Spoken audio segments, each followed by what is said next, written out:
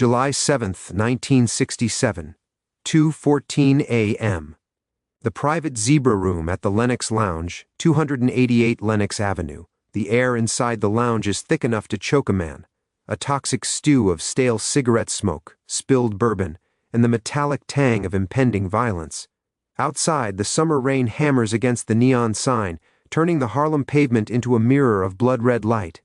Inside, Ellsworth Bumpy Johnson sits alone at the corner table. He isn't moving, he isn't blinking. His hands rest flat on the white tablecloth, framing a worn black leather-bound ledger. Across from him sit four men who shouldn't be in Harlem after dark. Not without a pass, and their pass just expired. In the shadows near the kitchen door, a young Frank Lucas stands with his hand inside his jacket, fingers slick with sweat against the cold steel of a .45 caliber pistol. He watches the scene with the eyes of a hawk. He knows the math doesn't add up. 4 Sicilians, 1 old man, 1 driver. The stakes tonight aren't just territory. It isn't just about the heroin pipeline flowing from Marseille. Tonight is about the book on the table.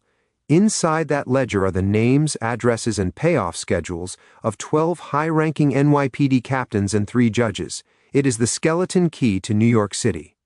If the Italians take it, Harlem becomes a colony. If Bumpy keeps it, he signs his own death warrant. One of the men, a heavy-set capo with eyes like shark glass, reaches for his waistband. The silence stretches. It screams. Frank Lucas tightens his grip. He thinks it's over.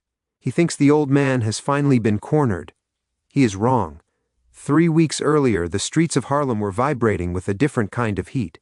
It was the summer of love downtown, but uptown it was the summer of the squeeze.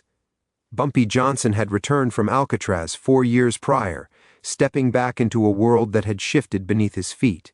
He was 61 years old now. The years on the rock had stiffened his joints, but they had sharpened his mind into a razor. He was the professor, the man who played chess while others played checkers, the undisputed Godfather of Harlem. But the predator sensing weakness is a universal law of the jungle, and the 5 families of New York were hungry. The Genovese crime family, longtime partners in the delicate ecosystem of New York's underworld, had grown greedy. The heroin trade was exploding. The French Connection was flooding the streets with 90% pure opium, and the Italians wanted to cut out the middleman. They wanted the distribution networks Bumpy had spent 30 years building on a 116th Street, 125th Street, and every avenue in between. They didn't just want a piece of the action anymore, they wanted the keys to the kingdom. Tensions were already high. The civil rights movement was reaching a boiling point, and the police were cracking down on numbers runners and clubs with unprecedented aggression, but strangely, only Bumpy's spots were getting raided. Small's Paradise, the Apollo Bar, the Flash Inn. Week after week, doors were kicked in, cash was seized, and Bumpy's soldiers were dragged away in cuffs. It wasn't bad luck, it was a coordinated siege. Someone was feeding the cops specific intelligence. Someone was tightening a noose around Bumpy's neck, choking his revenue streams one by one. The message was clear: retire, hand over the book of contacts, or die. The Italians assumed that an aging Bumpy Johnson, tired and surrounded, would fold. They forgot that you don't survive a decade in Alcatraz by folding. You survive by waiting. The architect of this siege was a man named Vincent the Butcher Papa. While not a made man in the traditional sense, Papa was a rising star in the Genovese orbit, a ruthless heroin trafficker who commanded respect through sheer brutality. He didn't care about the old codes of honor. He didn't care about the détente Lucky Luciano had established with Bumpy decades ago. Papa was a businessman of the new era, cold, efficient, and devoid of nostalgia.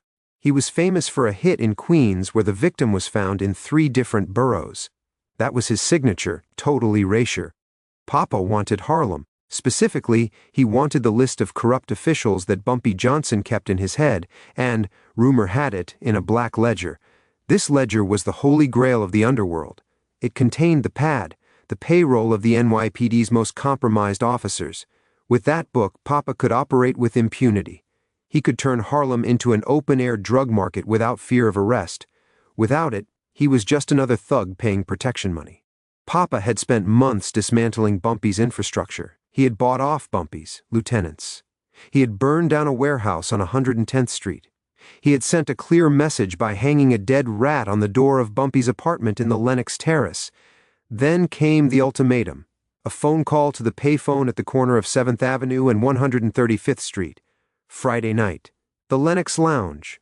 Bring the book, or we burn the lounge to the ground with you inside it. It was a direct challenge to the throne. Papa wasn't asking for a negotiation. He was coming to collect a surrender.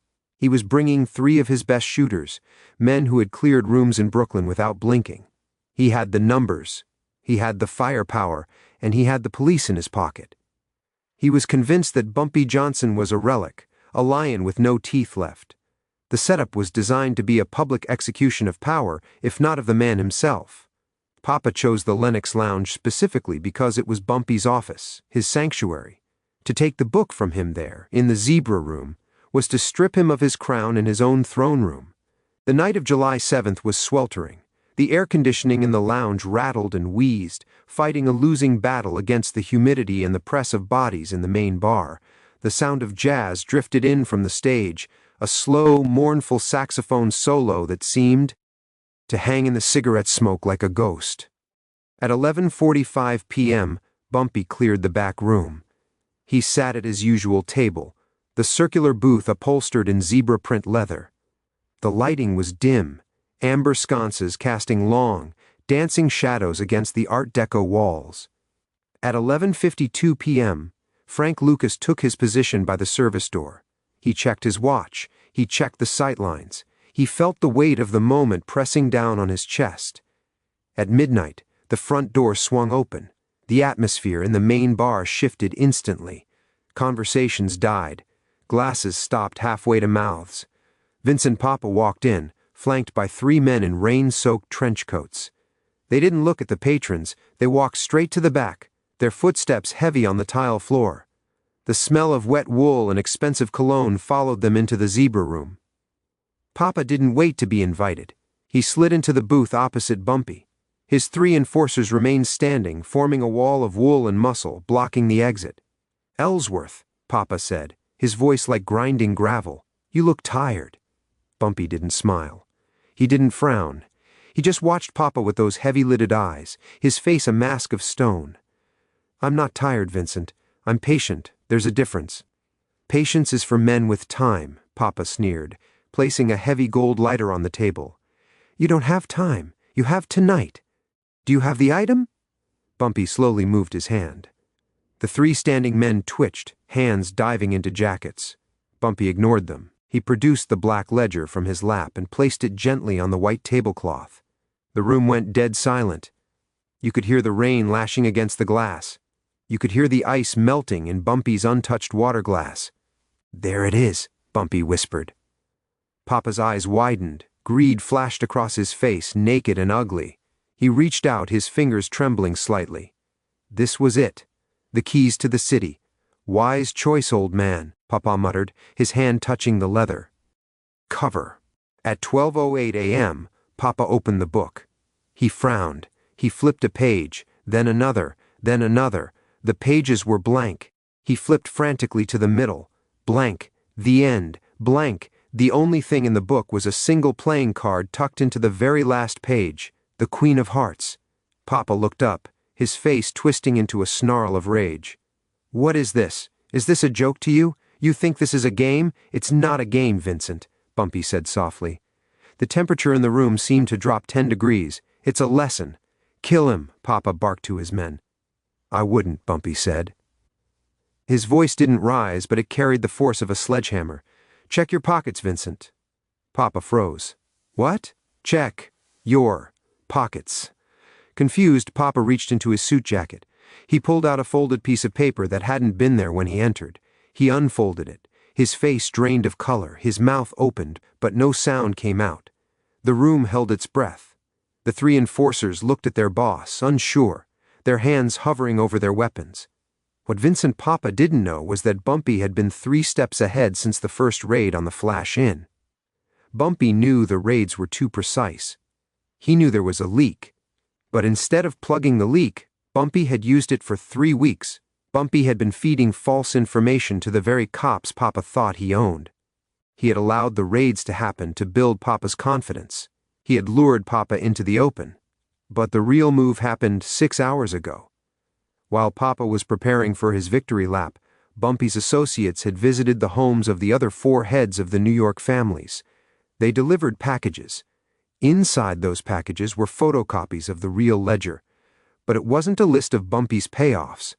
It was a list of Vincent Papa's skimming operations. The paper Papa held in his hand at the Lenox Lounge was a carbon copy of a bank transfer. It showed that Papa had been stealing from the Genovese family fund to finance his own heroin deals. He wasn't just coming for Bumpy's territory. He was building a war chest to overthrow his own bosses. Bumpy leaned forward, his eyes locking onto Papa's terrified stare. "You came for my kingdom," Bumpy said, his voice low and smooth like a funeral hymn. "But kings don't lose to men who can't see the whole board. You thought the police were your weapon? I gave the police your name 3 hours ago. Not for the drugs, Vincent, for the tax evasion on the money you stole from your Don." Papa looked at the blank ledger, then at the damning paper. He realized with a sickening lurch that he was already dead.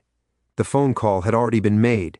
The Genovese bosses knew, the police knew, if he shot Bumpy now, he would never leave Harlem alive. If he walked away, he was a dead man walking with his own family. Bumpy tapped the Queen of Hearts. "The Queen represents your mother, Vincent. I sent her a nice bouquet of flowers this evening, with a note telling her you'd be visiting her very soon.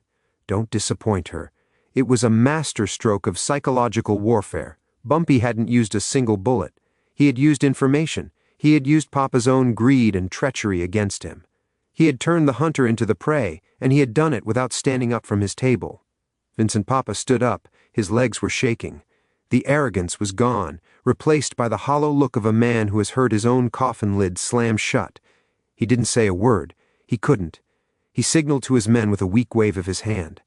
They holstered their guns, confused, looking back and forth between the calm old man and their terrified boss. "Go," Papa whispered. They backed out of the zebra room. They walked through the Lenox Lounge, heads down, stripping off their wet coats as they went. They exited into the rain-soaked night of 125th Street. At 12:17 a.m., Frank Lucas let out a breath he felt he'd been holding for a lifetime. He holstered his .45. He looked at Bumpy, who was calmly pouring himself a glass of water. "You okay, Bumpy?" Frank asked, his voice cracking slightly. Bumpy took a sip. "I'm fine, Frank. Tell the band to start playing again. It's too quiet in here." The ripple effects were immediate and catastrophic for the Italians. 2 days later, Vincent Papa was arrested on federal tax charges, tipped off by an anonymous source. He never made it to trial. He was stabbed to death in the Atlanta Federal Penitentiary less than a week after his arrival. The 12 mob bosses and captains who had conspired with Papa, they didn't disappear in a puff of smoke. They disappeared into the trunks of cars, into the foundations of construction sites, and into forced retirement. The Genovese family, embarrassed by Papa's betrayal which Bumpy had so kindly exposed, cleaned house. They wiped the slate clean. And they sent an emissary to the Lenox Lounge the following Tuesday. He didn't bring threats. He brought a case of vintage wine and a message: "Harlem is yours, Professor. We apologize for the misunderstanding."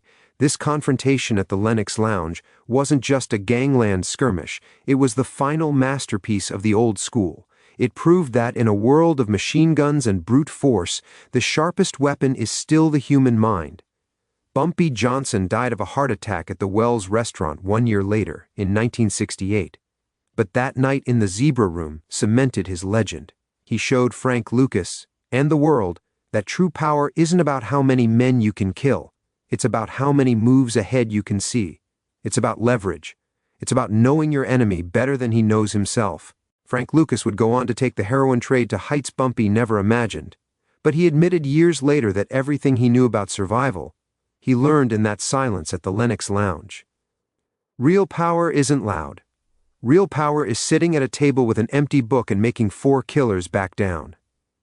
If this story showed you why Bumpy was the smartest man to ever walk the streets of Harlem, hit that subscribe button. Drop a like if you respect the code, and tell me in the comments, if you were in that room, would you have folded?